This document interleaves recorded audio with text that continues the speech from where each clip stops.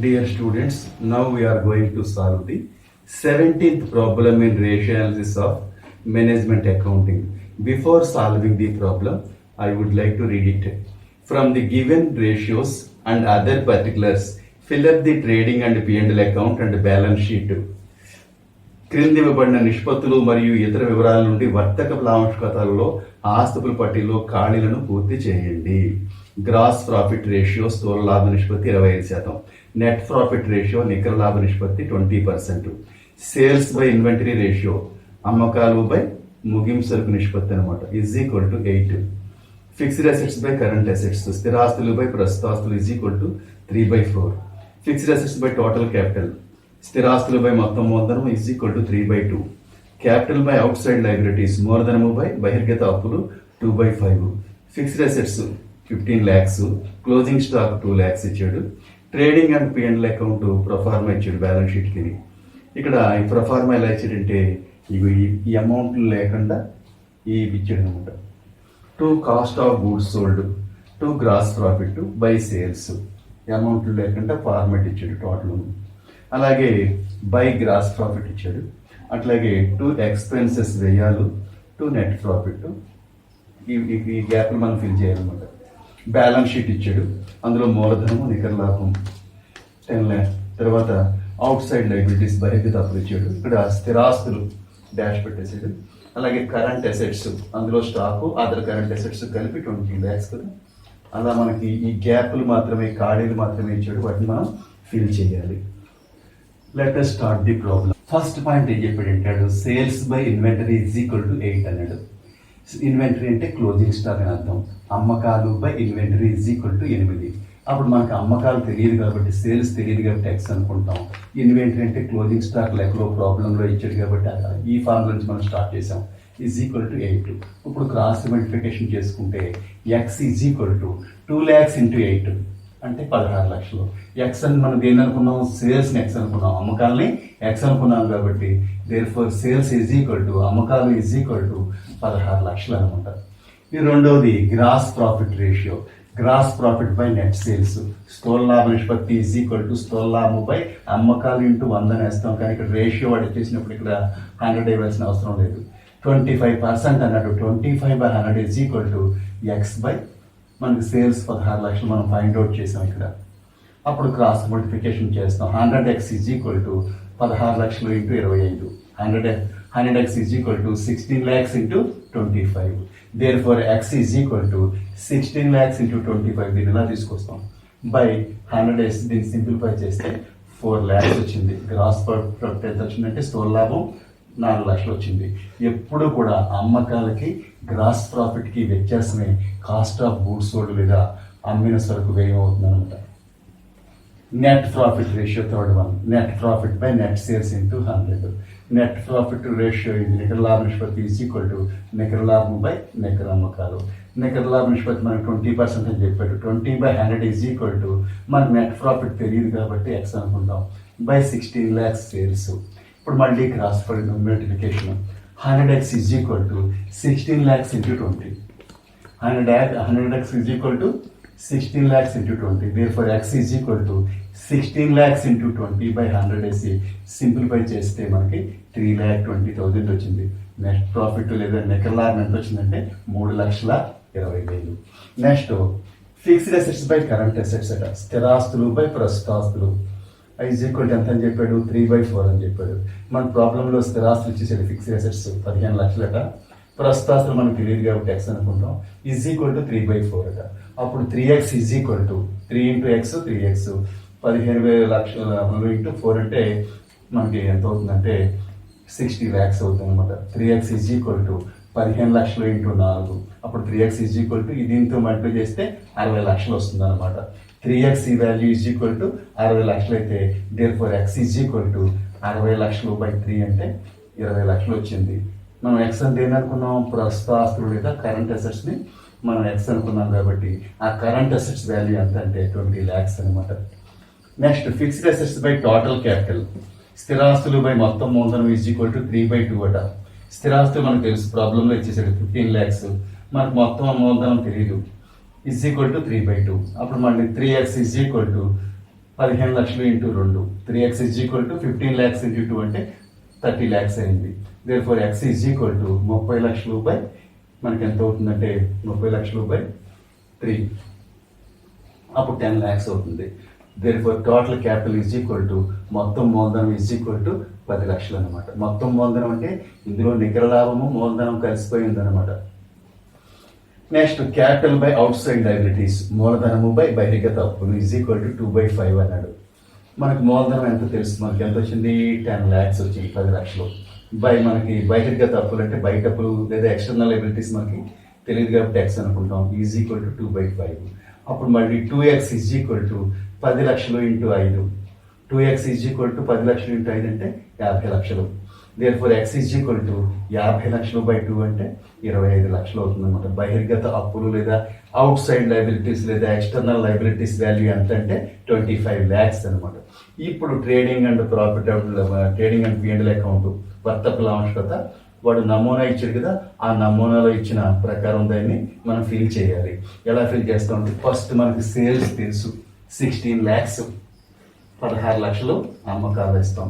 Next gross profit తెలుసు, gross profit ఎంత వచ్చింది మనకి 4 ల్యాక్స్ వచ్చింది, స్థూల లాభం 4 లక్షలు వచ్చింది. అప్పుడు ఈ 16 లక్షలకి 4 లక్షలకి వ్యత్యాసమే cost of goods sold. Cost of goods sold is equal to sales minus GP, అమ్మకాలు మైనస్ స్థూల లాభం.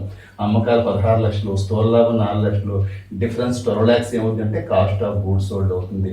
అప్పుడు టోటల్ చేస్తే 16 లక్షలు 16 లక్షలు ట్రేడింగ్ అకౌంట్ టోటల్ అంటే 16 ల్యాక్స్ 16 ల్యాక్స్.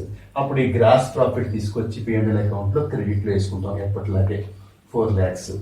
నెక్స్ట్ ఎక్స్పెన్సెస్ కావాలి కదా, నెట్ ప్రాఫిట్ మనకి ఎంత వచ్చింది 3,20,000 వచ్చింది, 3,20,000 నికర లాభం వచ్చింది. ఈ 4 లక్షల స్థూల లాభానికి ఈ 3,20,000 నెట్ ప్రాఫిట్కి the difference between net profit and gross profit is డిటెడ్ యాజ్ ఎక్స్పెన్సెస్. స్థూల లాభానికి మనకి నికర లాభానికి వ్యత్యాసాన్ని మనం ఏం చేయాలంటే ఖర్చుల కింద తీసుకోవాలి 80,000. ఇక్కడ నెట్ ప్రాఫిట్ మామూలుగా 3,20,000 వేసి టోటల్ ఎంత అవుతుందంటే 4 ల్యాక్స్, ఇక్కడ కూడా 4 ల్యాక్స్. అది అయిపోయింది. ట్రేడింగ్ అండ్ P&L అకౌంట్లో ఉన్న మన గ్యాపుల్ని ఫిల్ చేసేసాం. ఇప్పుడు బ్యాలెన్స్ షీట్కి వస్తాం. బ్యాలెన్స్ షీట్లో మనకి ఆస్తులు వైపున ఫిక్స్డ్ అసెట్స్ మనకి ఎంత ఉన్నాయి 15 లక్షల ప్రాబ్లంలోనే ఇచ్చాడు 15 లక్షలు. కరెంట్ అసెట్స్ ఎంత ఉన్నాయి మన దగ్గర, కరెంట్ అసెట్స్ మొత్తం 20 ల్యాక్స్ వచ్చింది. ప్రస్తుత ఆస్తులు ఎంత వచ్చినాయి అంటే 20 లక్షలు. ఇందులో సరుకు కూడా క్లోజింగ్ స్టాక్ కూడా ప్రస్తుత ఆస్తే కదా, అంచేది మనం ఏం చేయాలంటే కరెంట్ అసెట్స్ హెడ్డింగ్ పెట్టుకుని అందులో స్టాక్ ఎంత 2 లక్షలు, సరుకు 2 లక్షలు అయితే అదర్ కరెంట్ అసెట్స్ ఇతర ప్రస్తుత ఆస్తులు 20 లక్షలు మైనస్ 2 లక్షలు ఎంత అవుతుందంటే 18 లక్షలు. మొత్తం సరుకేమో 2 లక్షలు, నెక్స్ట్ అదర్ కరెంట్ అసెట్స్ అంటే ఇతర ప్రస్తుత ఆస్తులు 18 లక్షలు, రెండు కలిపి 20 ల్యాక్స్ మనం బ్యాలెన్స్ షీట్లో మొత్తం ప్రస్తుత ఆస్తుల కింద చూపిస్తాం అనమాట.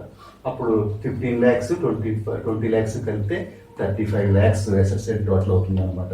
ఇంకా ఇప్పుడు లయబిలిటీ సైడ్ అప్పులు వైపు ఏం చేయాలంటే క్యాపిటల్ నెట్ ప్రాఫిట్ కలిపితే టోటల్ క్యాపిటల్ అవుతుంది. మొత్తం మూలధనం 10 లక్షలు. ఈ 10 లక్షల నుంచి నికర లాభం ఏం చేయాలంటే 3,20,000 ఉంది కదా, ఈ 10 లక్షల నుంచి 3,20,000 తీసేస్తే 6 లక్షలు ఏమవుతుందంటే క్యాపిటల్ అవుతుంది అనమాట. 6,80,000 క్యాపిటల్ అవుతుంది. 680ని 320 కలిపి మొత్తం మూలధనం 10 లక్షల కింద తీసుకోవాలి. అవుట్ సైడ్ లయబిలిటీస్ బహిర్గత అప్పులు మనకి ఎంత వచ్చిందంటే 25 లక్షలు వచ్చింది. బహిర్గత అప్పులు లేదా అవుట్ సైడ్ లయబిలిటీస్ 25 లక్షలు కలిపితే 35 ల్యాక్స్. బ్యాలెన్స్ షీట్లో అప్పుల వైపు 35 ల్యాక్సే, ఆస్తి వైపు కూడా 35 ల్యాక్సే. సో బ్యాలెన్స్ షీట్ ఈజ్ మనకి ఏమైందంటే tally. Dear students, now we are going to solve the 18th problem in ratio analysis of management accounting. Before solving the problem, I wish to read it. With the help of the information given below, prepare trading and P&L account and balance sheet of X limited. క్రింది ఇవ్వబడిన సమాచారం సహాయంతో X limited వారి వర్తక లాభంశతను ఆస్తుల పట్టిని తయారు చేయండి. Gross profit ratio స్థూల లాభ నిష్పత్తి 25%, నెట్ ప్రాఫిట్ రేషియో నికర లాభ నిష్పత్తి 20%, సేల్స్ బై ఇన్వెంటరీ రేషియో అమ్మకాలు బై ఇన్వెంటరీ నిష్పత్తి 10, fixed assets by total current assets 5/7, current ratio ప్రస్తుత నిష్పత్తి 1, fixed assets by share capital 5/4, స్థిరాస్తులు బై వాటా మూలధనం ఈజ్ ఈక్వల్ టు 5/4. స్థిరాస్తులు 10 లక్షలు, closing stock 1 lakh. Let us solve the problem. Sales by inventory ratio, అమ్మకాలు by inventory ratio equal to 10 అని చెప్పాడు.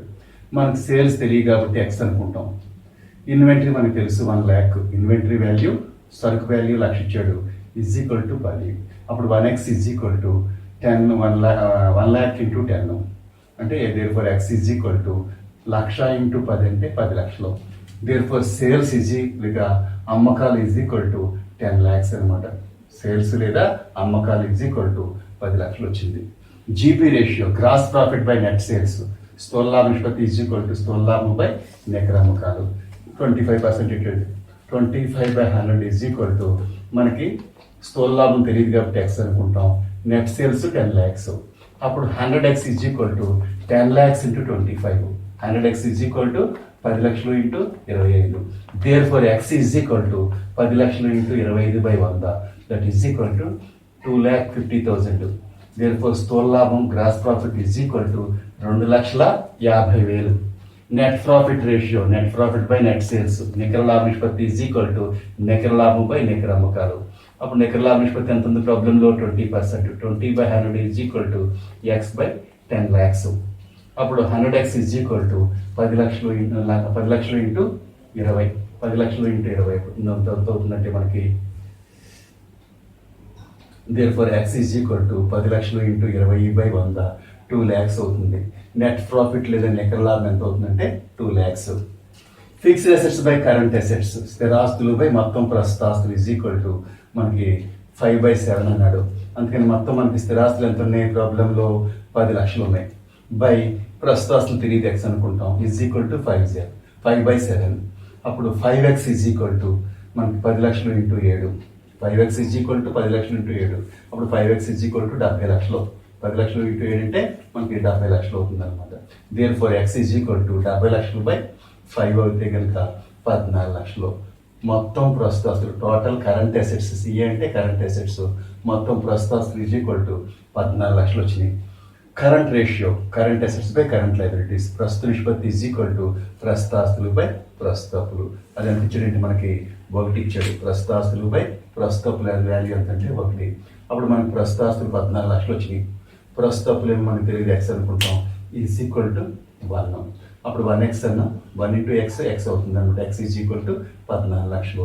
దేర్ఫోర్ ప్రస్తుత అప్పులు లేదా కరెంట్ లైబిలిటీస్ ఈక్వల్ టు 14 లక్షలు అయింది. Fixed assets by share capital, స్థిరాస్తులు బై వాటా మూలధనం. మనకి స్థిరాస్తులు ఎంత ఇచ్చాడంటే మనకి 10 లక్షలు ఉంది ప్రాబ్లంలో. షేర్ క్యాపిటల్ తెలియదు ఎక్స్ అనుకుంటాం ఈక్వల్ టు 5/4 అంట. అప్పుడు 5x ఈక్వల్ టు 10 లక్షలు ఇంటూ 4. 5x ఈక్వల్ టు 10 లక్షలు ఇంటూ 4 అంటే 40 లక్షలు అవుతుంది అనమాట. 5x ఈక్వల్ టు 40 లక్షలు. దేర్ఫోర్ x ఈక్వల్ టు 40 లక్షలు బై 5 అంటే 8 lakhs వచ్చింది. ఎక్స్ అని దేని అనుకున్నాం అంటే షేర్ క్యాపిటల్ లేదా వాటా మూలధనం 8 లక్షలు వచ్చింది. అప్పుడు మైంగ్ and P&L account of X limited వారి వర్తకుల ఆవర్తనాన్ని పెట్టుకుని first cost of goods sold, అమ్మకాల వ్యయము, సేల్స్ మైనస్ జీపీ, అమ్మకాలు మైనస్ స్థూల లాభం. అమ్మకాలు మనకి ఎంత ఉన్నాయి? 10 లక్షలు ఉన్నాయి. స్థూల లాభం 2,50,000. ఎప్పుడు కూడా సేల్స్కి గ్రాస్ ప్రాఫిట్కి డిఫరెన్సే కాస్ట్ ఆఫ్ గూడ్స్ సోల్డ్ అవుతుంది. ఇక్కడ కాస్ట్ ఆఫ్ గూడ్స్ సోల్డ్ ఇచ్చినప్పుడు ఎప్పుడు కూడా ఇక్కడ క్లోజింగ్ స్టాక్ వేయవలసిన అవసరం లేదు.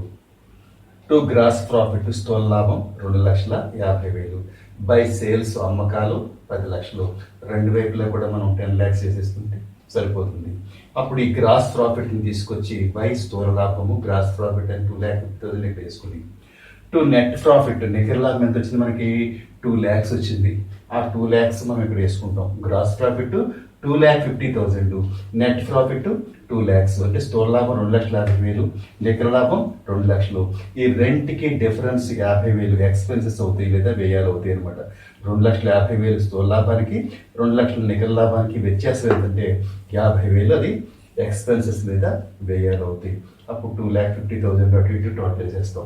ఇప్పుడు balance sheet of X limited వారి ఆస్తులు పెట్టి హెడ్డింగ్ పెట్టి అప్పులు రూపాయల్లో ఆస్తులు రూపాయల్లో పెట్టేసి ఫస్ట్ షేర్ క్యాపిటల్ మనకి మూలధనం మనకి ఎంత ఉందంటే 8 lakhs ఉంది. అలాగే నికర లాభం 2 lakhs. బ్యాలెన్స్ షీట్ మనకి నికర లాభం దీనికి కలుపుతాం కదా అది. ఆ తర్వాత కరెంట్ లైబిలిటీస్ మనకి 14 లక్షలు వచ్చినాయి. ప్రస్తుత అప్పులు 14 లక్షలు వచ్చినాయి వేసుకుంటాం.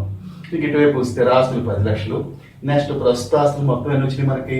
14 లక్షలు వచ్చినాయి. ఈ 14 లక్షలో ఇన్వెంటరీ లేదా ముగింపు సరుకు ఉంది 1,00,000. అంచేత ప్రస్తుత ఆస్తులను రేటింగ్ పెట్టుకుని అందులో స్టాకు సరుకు లక్ష వేసుకుని అదర్ కరెంట్ అసెట్స్ ఇతర ప్రస్తుత ఆస్తులని 14 లక్షల నుంచి లక్ష తీసేసి 13 లక్షలు వేసుకోవాలి. అంటే ఇతర ప్రస్తుత ఆస్తులు 13 లక్షలు, సరుకు లక్ష కలిపి మొత్తం 14 లక్షలు ప్రస్తుత ఆస్తులు అవుతాయి అనమాట. మొత్తం టోటల్ ఎంత అవుతుందంటే 24 లక్షలు అనమాట. రెండు వైపులా కూడా బ్యాలెన్స్ షీట్లో లైబిలిటీ సైడ్ అసెట్ సైడ్ కూడా 24 lakhs తోటి బ్యాలెన్స్ షీట్ టాలీ అయిపోయింది. దీంతో మనకి ఈ యొక్క సెకండ్ యూనిట్ రేషియో అనాలిసిస్ కూడా కంప్లీట్ అయిపోయింది. సో మనకి 3 units have been completed. Thank you.